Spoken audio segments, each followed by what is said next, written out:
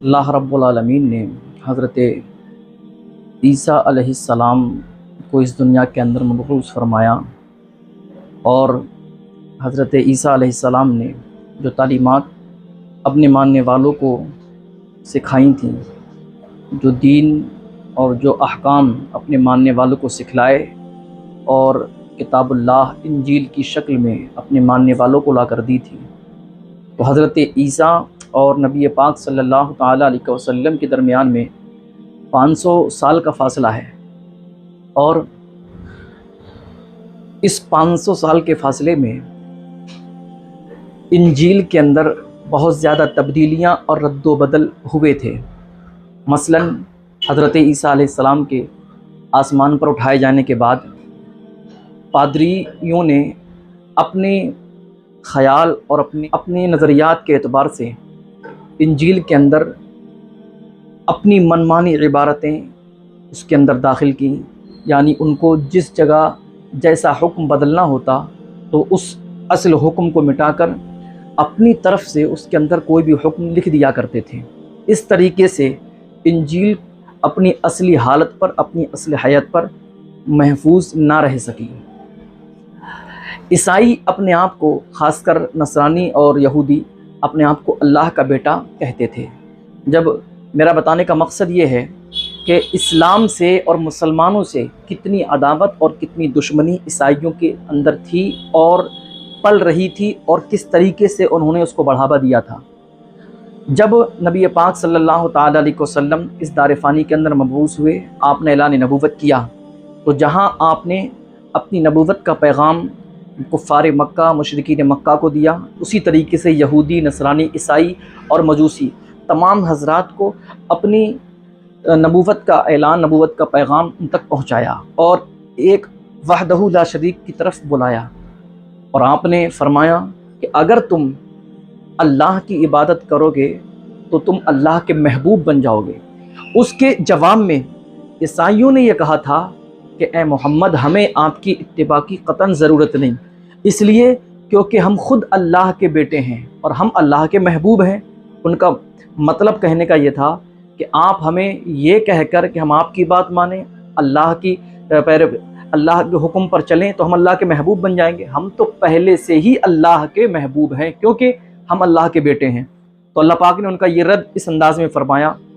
क़ुल इन कुन्तुम तुहिब्बूनल्लाह फत्तबिऊनी, कि नबी आप उनसे कह दीजिए कि अगर तुम अल्लाह को महबूब बनाना चाहते हो या अल्लाह का महबूब बनना चाहते हो, फत्तबिऊनी, तो तुम मेरी इत्तिबा करो, यानी सरकार की इत्तिबा अगर करोगे तो तुम अल्लाह के महबूब बंदे बन जाओगे, अल्लाह तुमसे प्यार करेगा। खैर, ईसाइयों ने नबी पाक की इस दावत को न माना और इस्लाम के ख़िलाफ़, मुसलमानों के ख़िलाफ़ वो अपने दिलों के अंदर दुश्मनी पालते रहे और जब जब उनको मौका मिला मुसलमानों को, इस्लाम को नुकसान पहुँचाने की उन्होंने कोशिशें की। उसकी एक मिसाल मैं मुख्तसर अंदाज में आपको दूँ कि सलाहुद्दीन अय्यूबी रहमतुल्लाह ताला अलैह के दौर में जब इस्लाम को रोकने की, इस्लाम को बदनाम करने, इस्लाम को मिटाने और मुसलमानों को नुकसान पहुँचाने की कोशिशें ईसाइयों ने की थी, तो उस दौर में उन्होंने, उनके दानिश्वरों ने, उनके बड़े बड़े हुक्मरानों ने एक मीटिंग मुनाकिद की, एक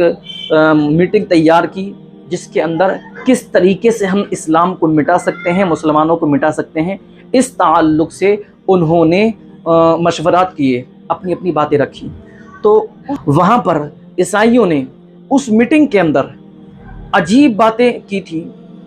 और हैरत अंगेज़ बातें की थी। उस मीटिंग के अंदर बाज़ दानिश्वरों ने ये मशवरा दिया था कि हम मुसलमानों के ख़िलाफ़, इस्लाम के ख़िलाफ़ अपनी कोशिशें जारी रखेंगे, लेकिन ये उम्मीद ना रखना कि इसका नतीजा हमारे सामने मिलेगा। हैरत की बात ये होती है कि कोई भी इंसान कोई काम करता है तो उसका नतीजा देखना चाहता है, 1 माह के बाद, 1 साल के बाद, चंद बरसों के बाद। वो ये चाहता है कि उसकी मेहनत का, जो उसने काम किया है, मेहनत व मशक्क़त की है, इसका नतीजा उसके सामने हो, उसका इनाम मिले। लेकिन उन ईसाइयों के दिलों में इस्लाम की किस कदर दुश्मनी थी। उन्होंने कहा कि हम मेहनतें करेंगे, कोशिशें करेंगे, अपनी कोशिशें जारी रखेंगे, लेकिन ऐसा ना हो کہ اگر نتیجہ ہمیں نہ ملے تو ہم اپنی کوششیں ختم کر دیں، بلکہ بنا نتیجے کے بھی ہم اپنی محنتیں، اپنی کوششیں جاری رکھیں گے اور اس کا نتیجہ ہمارے آنے والی نسلوں کو ملے گا۔ حیرت کی بات ہوتی ہے کہ کس قدر ان کے دلوں کے اندر دشمنی تھی، اور اس طریقے کی اور ساری باتیں اس میٹنگ کے اندر ہوئی تھیں، جیسے کہ ہم اپنی قوم کو کامیاب بنانا چاہتے ہیں تو سب سے پہلے اپنی قوم کا فائدہ، اپنی قوم کی فلاح و بہبودی، اپنے مذہب والوں کی فلاح و بہبودی ہم مد نظر رکھیں گے اور اسی کے مطابق ہم کام بھی کریں گے۔ مثلا اپنے بچوں کو ہم تعلیمی میدان میں آگے لائیں گے اور اپنے بڑے لوگوں کو کاروباری لائن میں آگے لے کر آئیں گے، کاروباری اعتبار سے ان کو مضبوط بنائیں گے۔ یہ ایک میں نے حضرت صلاح الدین ایوبی رحمۃ اللہ تعالیٰ علیہ کے دور کے ایک میٹنگ کے مختصر سا خاکہ آپ کے سامنے رکھا۔ اس کا مقصد کیا کہ عیسائیوں کے دلوں میں کس قدر دشمنی تھی، اب اس بات کو آپ ذہن کے اندر رکھیں۔ اب ہم آتے ہیں ہندوستان کی تاریخ کی طرف۔ ہندوستان کی تاریخ، ہندوستان مغلیہ دور حکومت میں یہ نہایت ہی سرسبز و شاداب زرخیز علاقہ اور بہت اپنے آپ میں سونے کی چڑیا کہے جانے والا ملک تھا۔ کیوں؟ اس لیے کہ ہندوستان میں صنعت و حرفت اور قیمتی اشیاء کی پیداوار یہاں ہوتی تھی، بڑی قیمتی چیزوں کو تیار یہاں پر کیا جاتا تھا۔ اسی کے مد نظر 1498 عیسوی میں واسکو ڈی گاما نام کا ایک پرتگالی تاجر یہاں پر ہندوستان آیا۔ اس نے یہاں پر تجارت کی، بہت سارا نفع کمایا، واپس اپنے ملک گیا۔ اس کی تجارت کا شہرہ سن کر اس کے 102 سال کے بعد یعنی 1600 عیسوی میں 1600 عیسوی میں کچھ اور تاجر یہاں پر آئے اور ان کی تجارت کا جب شہرہ یورپ ممالک میں پہنچا، فرانس یا جرمنی، ڈنمارک، انگلینڈ وغیرہ میں، تو وہاں کے تاجروں نے یہاں پر آنا شروع کیا، یہاں پر اپنی تجارت کو پھیلانا شروع کیا۔ لیکن وہ لوگ یہاں پر آئے، تجارت کی، سورت کے علاقے میں آئے، انہوں نے صرف تجارت نہ کی بلکہ ساحلی علاقے پر اپنے پاؤں جمائے، اپنا اثر رسوخ قائم کیا اور اس دور کے بادشاہ سے اپنے لیے ساحلی علاقوں پر مکان بنانے کی اجازت بھی طلب کر لی۔ اس سے پہلے یہ انگریز جو انگلینڈ وغیرہ یا جرمنی، ڈنمارک وغیرہ کے جو آتے تھے، یہ سب کے سب یا تو کرائے کے مکانوں پر رہتے تھے یا جھوپڑیوں پر رہتے تھے، لیکن بعد میں جب وقت کے بادشاہ سے اجازت طلب کی تو اب یہ اپنے مکانوں کے اندر رہنے لگے، وہاں پر ان کی ایک آبادی بڑھنے لگی۔ ہندوستان پر انگریزوں نے کس طریقے سے قبضہ کیا یہ میں آپ کو آج بتانا چاہ رہا ہوں۔ تو کچھ دنوں کے بعد اس کا ایک پہلو کہ ہندوستان پر انگریزوں نے کس طریقے سے قبضہ کیا، اس کی ایک نظیر، اس کا ایک پہلو یہ ہے کہ جب شہاب الدین شاہجہاں جو بادشاہ تھا، اس کی بیٹی جہاں آرا وہ بیمار ہوتی ہے، بڑے بڑے حکیموں نے، ڈاکٹروں نے علاج کیا لیکن کوئی فائدہ نہ ہوا، تو کسی نے مشورہ دیا کہ سورت کے علاقے میں جو انگریز آباد ہیں وہاں پر ایک ڈاکٹر ہے، ڈاکٹر باؤٹن نام کا، بڑا ماہر ڈاکٹر ہے، آپ اس کو بلائیں، اس کو دکھائیں، ہو سکتا ہے کہ اس کے ذریعے آپ کی بیٹی کو فائدہ پہنچ جائے۔ بادشاہ نے اس کو بلایا، بلانے کے بعد جو ہی ڈاکٹر باؤٹن آیا، اس نے علاج کیا، اللہ کا کرنا ایسا ہوا کہ اللہ نے شفا عطا فرمائی، لڑکی ٹھیک ہو گئی۔ اب چونکہ بادشاہ، نواب، راجہ، ان کی عادت ہوتی ہے جب یہ کسی سے خوش ہوتے ہیں تو انعام و اکرام کی بارش کر دیتے ہیں، وہاں پر بھی یہی ہوا۔ ڈاکٹر باؤٹن سے وقت کے بادشاہ نے کہا کہ جو چاہیں مانگنا چاہتے ہو مانگ لو۔ اب دیکھیں کہ ایک عیسائی اپنے مذہب، اپنی قوم کے لیے، ترقی کے لیے کس حد تک، کس قدر کوشاں رہتے ہیں، کس قدر اس کو فکر تھی، اور مسلمان اور اسلام سے کس قدر اس کے دل میں دشمنی تھی۔ وہ چاہتا تو وقت کے بادشاہ سے ہیرے جواہرات یا دیگر اشیاء مانگ سکتا تھا، لیکن اس نے کیا کہا؟ اس نے کہا کہ تمام انگریزوں کو بنگال کے اندر بغیر ٹیکس دیے تجارت کرنے کی آزادی دی جائے، کیونکہ اس سے پہلے انگریز جو تجارت کرتے تھے وہ ٹیکس دیا کرتے تھے۔ تو اس نے اپنی ذات کو فائدہ نہ پہنچا کر پوری قوم کے لیے کیا کہا کہ تمام لوگوں کو، تمام تاجروں کو، تمام انگریزوں کو بنگال کے اندر بغیر ٹیکس دیے تجارت کرنے کی آزادی دی جائے۔ 1658 میں وقت کے بادشاہ نے یہ حکم نامہ جاری کر دیا اور تمام انگریز بغیر ٹیکس دیے تجارت کرنا شروع کر دی۔ 20 سال کے بعد حضرت اورنگزیب عالمگیر رحمۃ اللہ تعالی علیہ، یعنی 1658 میں حضرت اورنگزیب عالمگیر رحمۃ اللہ تعالیٰ علیہ آپ تخت خلافت پر آپ نے بادشاہت سنبھالی، حکومت سنبھالی، چونکہ آپ انصاف پسند بادشاہ تھے، انصاف کے ساتھ حکومت کرتے تھے اور نہایت ہی ذہین اور دانشور بادشاہ تھے، تو آپ نے اپنی ذہانت، اپنی دانشوری اور اپنے انصاف سے آپ کی حکومت خوب پھلی پھولی، یہاں تک کہ جتنا رقبہ آپ کی حکومت میں داخل ہوا، آپ کی بادشاہت میں داخل ہوا، آپ کے دور میں جتنا اس بادشاہت کا رقبہ بڑھا، کسی دوسرے دور میں اس بادشاہت کا رقبہ اتنا زیادہ طویل نہیں ہوا تھا۔ 1658 میں جب اورنگزیب عالمگیر رحمۃ اللہ تعالی علیہ آپ نے بادشاہت سنبھالی تھی، اس وقت انگریزوں کو بغیر ٹیکس دیے تجارت کرتے ہوئے 20 سال ہو گئے تھے۔ 1707 میں حضرت اورنگزیب عالمگیر کا انتقال ہوتا ہے۔ اس وقت تک انگریزوں کو تجارت کرتے ہوئے بغیر ٹیکس دیے ہوئے تقریباً 70 سال گزر چکے تھے۔ اب 1707 کے بعد اورنگزیب عالمگیر رحمۃ اللہ علیہ کے بعد جو دیگر لوگوں کے ہاتھ میں حکومت آئی، سارے کے سارے نااہل تھے، اور حالات یہ ہوئے کہ وہ آپ کی بادشاہت اور حکومت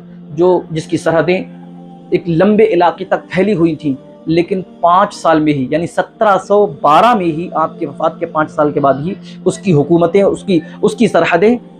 اس کی سیمائیں سمٹنے لگیں، اور پھر ایک وقت ایسا آیا کہ تمام ہندوستان میں پوری حکومت تقسیم ہو گئی، پوری بادشاہت تقسیم ہو گئی، اور چھوٹے چھوٹے ٹکڑوں میں راجے، مہاراجے، نواب وغیرہ نوابوں نے اپنی اپنی خود مختاری کا اعلان کر دیے۔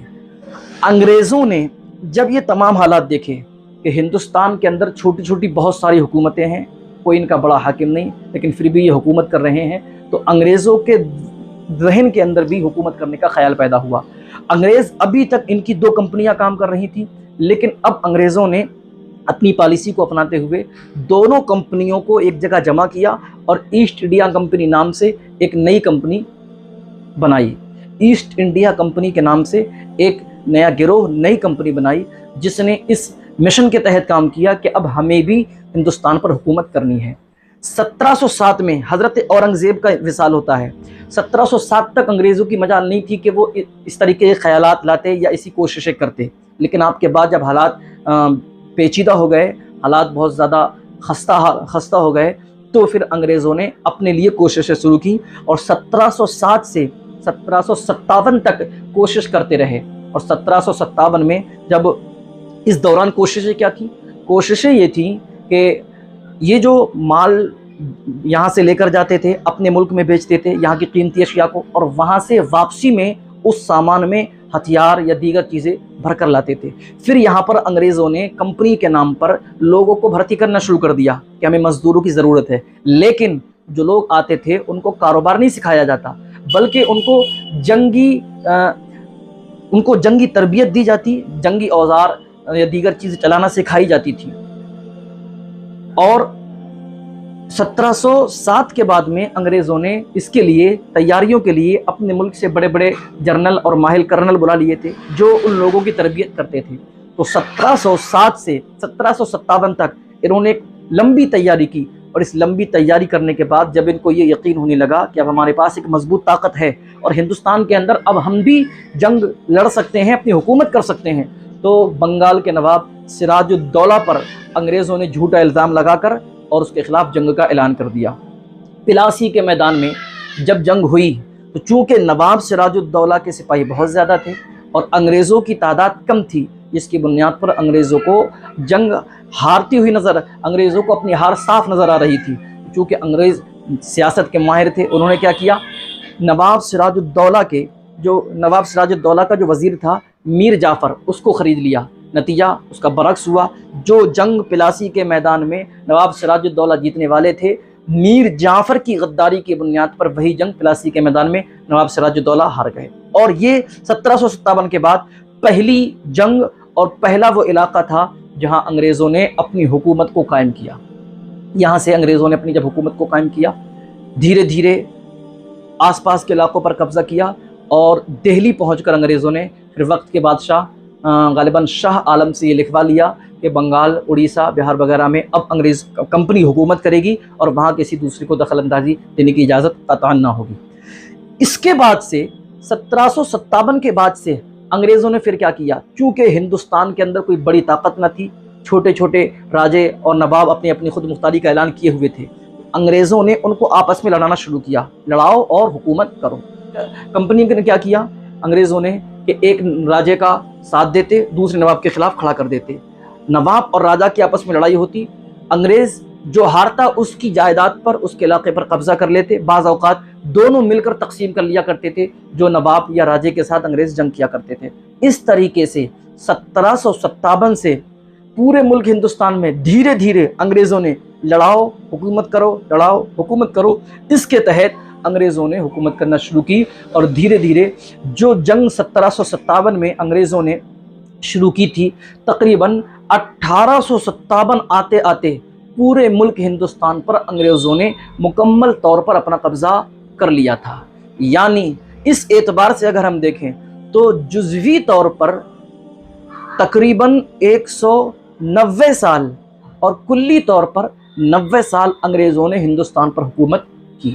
اچھا، 1857 کو آپ یاد رکھیں، حالات جب اس طریقے سے پیچیدہ ہوتے چلے گئے تو اس دور میں جب انگریزوں نے اپنی حکومتیں قائم کی اور ملک کے اکثر حصے پر قابض ہو چکے تھے، تو جو علماء تھے، خاص طور سے علامہ فضل الحق خیر آبادی، چونکہ انگریزوں نے اس دور میں کیا کیا، جب انگریزوں کی حکومت ہندوستان پر، ملک پر قائم ہوئی، انہوں نے قبضہ کیا، تو انہوں نے سب سے پہلے یہ دیکھا کہ ہمیں سب سے زیادہ خطرہ جو ہے مسلمانوں سے ہے، اس لیے یہ قوم لڑاکو قوم ہے، بہادر قوم ہے، اسی سے ہم نے حکومت لی ہے، اور جب بھی ہمیں بغاوت کا خطرہ ہوگا، جب بھی ہماری حکومت کو خطرہ ہوگا، انہی سے ہوگا۔ تو سب سے پہلے مسلمانوں کی جو طاقتور چیزیں تھیں، یا مسلمان جہاں سے یکجا ہوتے تھے، یا مسلمان جہاں سے لوگوں کو تک پیغام پہنچاتے تھے، مجاہد پیدا ہوتے تھے، ان کو ختم کیا۔ مثلا علامہ فضل الحق خیر آبادی نے الثورۃ الہندیہ کے اندر تفصیل کے ساتھ لکھا ہے کہ جب انگریزوں نے ہندوستان پر قبضہ کر لیا تو جو احکام انگریزوں نے ہندوستان پر لاگو کیے، ان میں سب سے پہلا حکم یہ تھا کہ جتنے بھی اسلامی مدارس ہیں، جامعات ہیں، مکتب ہیں، کہ جہاں پر علماء اہل سنت درس و تدریس کا معاملہ کرتے ہیں، بچوں کو سکھاتے پڑھاتے ہیں، ان تمام کو بند کیا جائے گا، اور ان کی جگہ اسکول کھولے جائیں گے جس میں انگریزی یا دیگر تعلیم ہوں گی، دوسرے سبجیکٹ ہوں گے۔ لیکن ہونا کیا تھا، ابتداءً تو دوسرے سبجیکٹ ہوتے تھے، بعد میں وہی عیسائیت کا زہر گھول کر پلایا جاتا تھا۔ دوسرا حکم انگریزوں نے یہ نافذ کیا کہ کوئی بھی جو کھیتی باڑی کرتا ہے، جو اناج اگاتا ہے، وہ ڈائریکٹ کسی کو نہیں بیچ سکتا، پہلے وہ ہمیں بیچے گا، پھر ہم اپنے اعتبار سے اس کو جیسے بھاؤ چاہیں گے، جیسے چاہیں گے بیچیں گے۔ کیونکہ انگریزوں کی پالیسی کیا تھی، دوسری قوم کو برباد کرنا، دوسرے مذہب والوں کو برباد کرنا، اپنی قوم کو آباد اور تعمیر کرنا۔ اس کے لیے انہوں نے کیا طریقہ اپنایا، اس کے لیے طریقہ انہوں نے یہ اپنایا کہ اپنے بچوں کو پڑھاؤ، بڑوں کو کاروبار میں لگاؤ، دوسرے کے بچوں کو تعلیم سے دور کرو، یا اپنے مذہب کی تعلیم، اپنی زبان کی تعلیم ان تک پہنچاؤ، اور ان کے بڑوں کو کاروبار سے دور کر دو۔ ظاہر سی بات ہے، جس قوم کا بچہ تعلیم سے دور ہوگا، جس کے بڑے کاروبار سے دور ہوں گے، وہ قوم پست حالی کا شکار ہوتی چلی جائے گی، خستہ حالی کا شکار ہوتی چلی جائے گی، اور جس قوم کے بچے علمی میدان میں آ جائیں گے، جس کے بڑے کاروبار کے میدان میں آ جائیں گے، وہ کامیاب ہوتی چلی جائے گی۔ یہی ہوا، انگریزوں نے اسی کو مد نظر رکھتے ہوئے کہ بازار پر جب ہمارا کنٹرول ہوگا، ساری چیزیں ہمارے ہاتھ میں ہوں گی، تو ہم جس کو جو اناج، جو غلہ جس انداز میں، جس بھاؤ چاہیں بیچنا چاہیں گے بیچ دیں گے۔ لوگ جب بھوک مری کا شکار ہوں گے، ہمارے دروازے پر آئیں گے، ہم مدد کریں گے، اور ظاہر سی بات ہے جب وہ مدد کریں گے تو ان کے شرائط کو بھی ماننا پڑے گا، اور بسا اوقات معاشی پریشانی سے پریشان ہو کر لوگ دوسرے کا مذہب بھی قبول کر لیتے ہیں۔ یہ ان کی انگریزوں کی پالیسی تھی۔ تیسری چیز یہ کہ کسی بھی مسلمان کو ختنہ کرانے کی اجازت نہ ہوگی، عورتوں کو نقاب پہننے کی اجازت نہ ہوگی۔ اس طریقے سے الثورۃ الہندیہ کے اندر علامہ فضل الحق خیر آبادی نے تفصیل سے ذکر کیا ہے یہ تمام باتیں۔ ان باتوں کے ذکر کرنے کے بعد علامہ فضل الحق خیر آبادی فرماتے ہیں کہ جب یہ تمام باتیں ہوئیں تو، اور ایک چیز اور، اس میں ایک چیز کا اضافہ یہ تھا کہ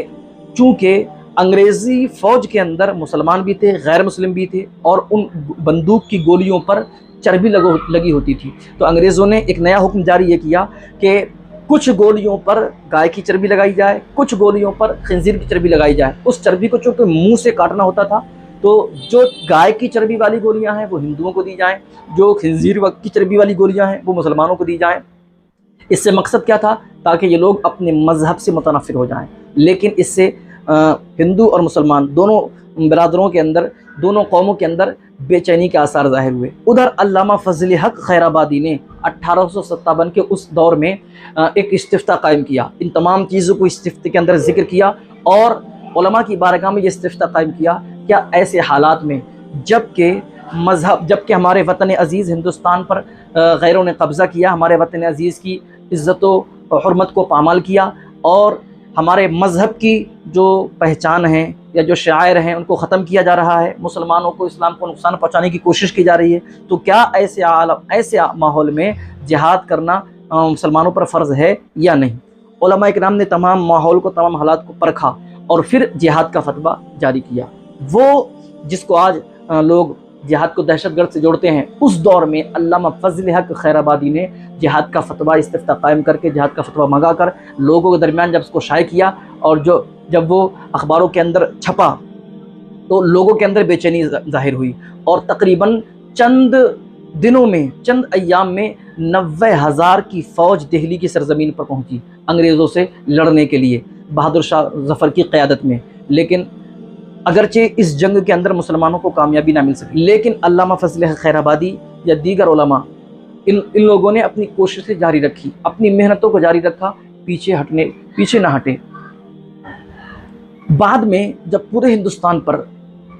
انگریزوں کا قبضہ ہو گیا، جب پورے ہندوستان پر انگریز قابض ہو گئے، جب پورے ہندوستان پر انگریزوں نے اپنا تسلط قائم کر لیا، تو پھر چونکہ انگریزوں کو معلوم تھا کہ کن کن علماء نے جہاد کے فتوے دیے، تو انگریزوں نے ڈھونڈ کر ان علماء کو قتل کیا۔ حضرت علامہ فضل حق خیرآبادی، مفتی عنایت احمد کاکوربی، علامہ کفایت علی کافی، حضرت علامہ لیاقت علی، یہ وہ علماء کرام ہیں کہ جن کو ڈھونڈ کر قتل کیا گیا، پھانسی چڑھائی گئی، کالا پانی اتارا گیا۔ کیوں؟ اس لیے کہ یہ وہ تھے جنہوں نے جہاد کا فتویٰ دیا تھا اپنے وطن کی حفاظت کے لیے، اپنے مذہب کی، اپنے شاعر کی حفاظت کے لیے۔ تو انگریزوں کو انہی سے عداوت تھی، انگریز سب سے بڑا اپنا دشمن ان مسلمانوں کو ہی سمجھ رہے تھے۔ اور ایک مورخ نییر کے مطابق کہ جب انگریزوں نے پورے ہندوستان پر قبضہ کیا تو قبضہ کرنے کے بعد 1857 کے بعد 55,000 علماء کو تقریباً دلی کے اندر قتل کیا گیا۔ ہر درخت پر، ہر گلی میں لاشیں ہی نظر آتی تھی۔ کیا تھا یہ وہ مجاہد تھے کہ جنہوں نے انگریزوں کے خلاف جنگ لڑی، آزادی کی جنگ لڑتے ہوئے اپنی جان کو قربان کیا تھا۔ 1857 کے بعد سے لگاتار کوششیں جاری رہیں۔ جن علماء نے، ہم یہ نہیں کہتے کہ دیگر لوگوں نے اس جنگ میں حصہ نہ لیا، غیر ہمارے ہندو بھائیوں نے بھی، دیگر لوگوں نے بھی اس جنگ میں حصہ لیا، لیکن سب سے زیادہ قربانی دینے والے اگر کوئی تھے تو وہ مسلمان ہی تھے، علماء کرام ہی تھے، جہاد کا فتویٰ دینے والے علماء۔ اور اس جہاد کا فتویٰ دینے کی سزا میں پھانسی کھانے والے، گولی کھانے والے، اپنی قبریں خود کھود کر اس کے اندر قتل کرنے والے۔ اب کیونکہ بہت سارے علماء کو بہت سارے علماء سے انگریزوں نے خود قبریں کھدوائیں اور انہی قبروں میں کھڑا کر کے ان کو گولیوں سے بھونج دیا گیا، یعنی اپنی قبریں خود کھدوائی تھیں۔ تو اس طریقے سے بہت سارے علماء کو شہید کیا گیا تھا۔ 1857 سے لے کر لگاتار پھر تحریکیں چلی، چاہے وہ تحریک ترک موالات ہو، ترک معاملات ہو، ریشمی رومال کی تحریک ہو، اور پھر تنظیمیں قائم کی گئیں۔ کانگریس کی بنیاد بھی اسی دور میں رکھی گئی۔ ان تمام کا مقصد کیا تھا؟ دیش کی آزادی۔ جو جنگیں ہوئیں ان جنگوں سے دھیرے دھیرے انگریز کمزور ہوتے چلے گئے۔ تو جو 1757 سے اور 1857 میں جو جنگیں ہوئیں، مسلمانوں جو جنگیں لڑیں، تو سب سے پہلے انگریزوں کے خلاف جنگ کرنے والے، انگریزوں کے خلاف جہاد کا فتویٰ دینے والے علماء اہل سنت اس طریقے سے لگاتار کوششیں جاری رہیں۔ اور ان کوششوں کے بعد میں، ان کوششوں کو نتیجے میں تقریباً 1947 15 اگست میں یہ ہمارا وطن عزیز ملک ہندوستان آزاد ہوتا ہے، جس میں بے شمار علماء کرام کی اور مورخ نییر کے مطابق 55,000 علماء کرام کی اور عام لوگوں کی اور ہمارے ہندو بھائیوں کی اور دیگر لوگوں کی اس میں قربانیاں شامل ہیں۔ لیکن پچھلے کئی سالوں سے مسلمانوں کی قربانیوں کو یکسر نظر انداز کیا گیا، اور بلکہ یوں کہا جائے کہ جن لوگوں نے آزادی کی خاطر اپنا خون بہایا ان کو نظر انداز کر دیا گیا، اور جنہوں نے آزادی کی خاطر پسینہ بہایا ان کو یاد کیا گیا۔ یہ تاریخ کے ساتھ بالکل ناانصافی ہوئی۔ اس ملک کی آزادی کی خاطر ہندو، مسلم، سکھ، ہمارے سبھی بھائیوں نے آزادی کی جنگ لڑی اور اپنا خون بہا کر اپنے اس وطن عزیز اور ہندوستان کو آزاد کیا۔ یہی اس ملک کی خوبصورتی ہے، وطن عزیز کی خوبصورتی ہے کہ یہاں پر سب مل کر آپس میں بھائی بھائی بن کر رہتے ہیں، اور یہی اس ہندوستان کی طاقت ہے۔ ڈاکٹر اقبال نے کیا خوب کہا تھا کہ مذہب نہیں سکھاتا آپس میں ویر رکھنا، ہندی ہیں ہم وطن ہیں، ہندوستاں ہمارا، سارے جہاں سے اچھا ہندوستاں ہمارا۔